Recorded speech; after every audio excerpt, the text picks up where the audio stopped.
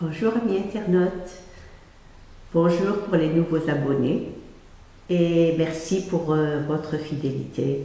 Alors aujourd'hui nous allons répondre à vos questions concernant les mycoses vaginales.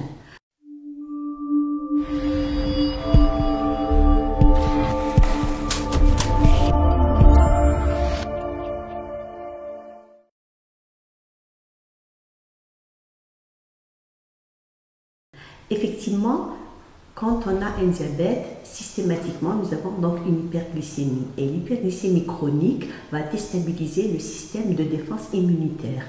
Donc, il y aura inévitablement une diminution de la protection au niveau de l'épiderme et au niveau aussi des muqueuses. Et donc un diabétique, c'est la porte ouverte aux différentes infections, que ce soit des infections bactériennes, des infections mycosiques, aussi des vaginites, et bien sûr les balanites, donc c'est l'inflammation du gland chez l'homme. Alors, en général, très souvent, quand on est devant une mycose à répétition, on demande toujours une glycémie et c'est souvent, donc, c'est une circonstance de découverte du diabète. Et bien sûr, en général, une fois que le diabète est équilibré, en général, l'infection vaginale cède, la mycose rentre dans l'ordre, avec bien sûr un traitement local.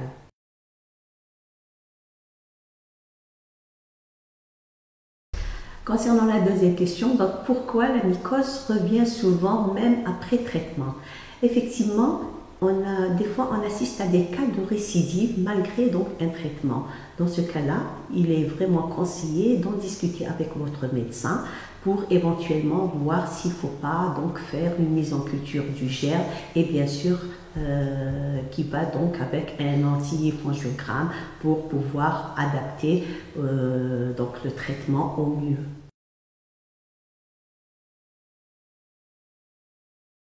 Il faut savoir que quand on est enceinte, on peut avoir donc des leucorrhées physiologiques, c'est-à-dire des pertes vaginales tout à fait normales, qui ne sont pas pathologiques et qui sont donc isolées.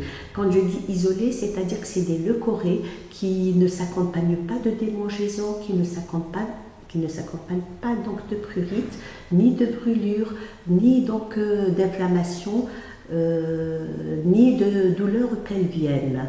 Toujours est-il qu'il faudrait quand même consulter votre gynécologue pour vous faire un examen gynécologique et faire la part des choses, parce qu'effectivement la mycose vaginale est fréquente chez la femme enceinte.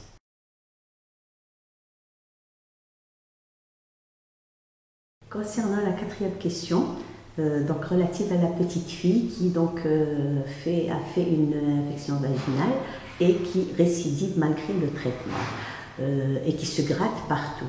Donc effectivement, si votre fille se gratte partout, surtout à l'arrière comme vous dites, c'est-à-dire qu'il faut examiner la marge anale parce que les petites filles surtout, les petits enfants présentent souvent ce qu'on appelle une oxyurose, donc c'est des tout petits vers blancs qu'on retrouve même à l'œil nu. Vous pouvez vous-même le faire, l'examiner avec une lampe halogène et vous allez retrouver des petits vers blancs. C'est ce qu'on appelle une oxyurose et ça donne des vulvovaginites. Dans ce cas-là, il faudrait rediscuter donc avec son pédiatre pour qu'il lui prescrive, qu'il demande une éventuelle coproparasitologie des selles, voir si réellement elle présente une oxyurose ou autre vers.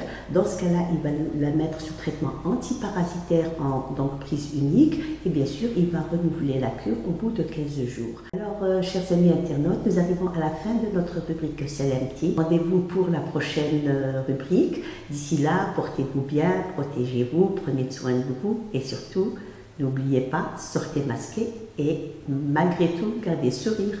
Au revoir.